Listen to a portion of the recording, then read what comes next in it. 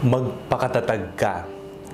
Ako po si Father Fiel Pareha at ito po ang ating segment, ang Daily Devotion, na kung saan tayo po ay magdarasal, magbabasa at magninilay kasama ng salita ng Diyos sa buong taon.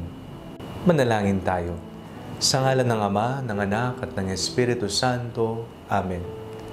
Halina, banal na Espiritu, liwanagan mo ang aming puso at isip nang maunawaan at may sa buhay namin ang iyong salita. Amen. Our Bible passage for today is from the Gospel of St. John chapter 16, verses 29 to 33, and I read it for you. His disciples said, "Yes, now you are speaking plainly, not in any figure of speech. Now we know that you know all things and do not need to have anyone question you. By this we believe that you came from God." Jesus answered them, "Do you now believe? The hour is coming, indeed it has come, when you will be scattered, each one of his home, and you will leave me alone. Yet I am not alone, because the Father is with me. I have said this to you, so that in me you may have peace.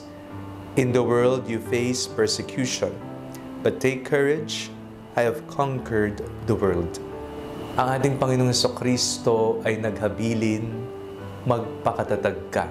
Magpakatatag tayo sapagkat sa mundong ating ginagalawan, mararanasan natin ang iba't ibang uri ng persekusyon, pagpapahirap, kalungkutan, pagdurusa, at kung ano pa man. Ito po ay sinabi ng Panginoong Jesucristo, hindi niya na kailangang i-sugarcoat ang buhay natin dito sa mundo. Bagkus kanya na mismong direktang sinabi, "I have said this to you so that in me you may have peace. In the world you face persecution, but take courage, I have conquered the world." Kung ang Panginoong Jesucristo ay pinarusahan, sinaktan, tayong kanyang mga tagasunod, hindi malabo na ganun din ang ating sasapitin at mararanasan dito sa mundo.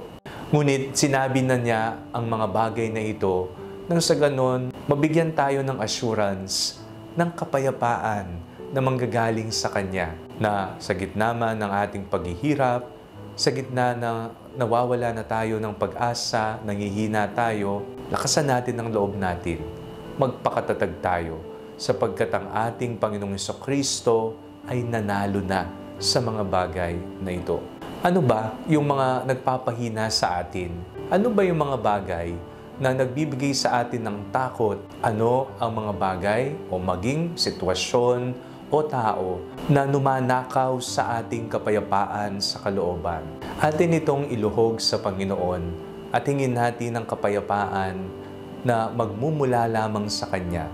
Sapagkat sa buhay natin dito sa mundo, anumang paghihirap natin, anumang pag-iyak natin, anumang kawalang pag-asa, ay mabibigyang kasagutan at solusyon ng kapayapaan na hatid ni Kristong muling nabuhay.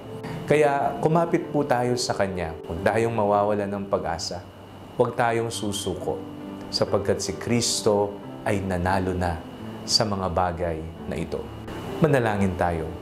Panginoong Jesucristo, sa mga panahon na kami po ay nawawalan ng pag-asa, kami po ay nangihina at hindi namin alam kung ano ang aming gagawin sa buhay, paalala po ninyo sa amin ang inyong pangako, magpakatatag kayo. Amen. Sa ngalan ng Ama, ng Anak at ng Espiritu Santo. Amen. Huwag po ninyong kalimutang i-like ang video ito, mag-comment po kayo and share it with your family and friends. Ang Panalangin Bago Matulog ay may sariling Facebook page na po. Huwag niyo pong kakalimutang mag-like at mag-follow dito, and do not forget to subscribe to our YouTube channel. I-click niyo lamang po ang link na nasa description ng video nito o kaya naman po i-just search Father Fiel Pareha. God bless you po.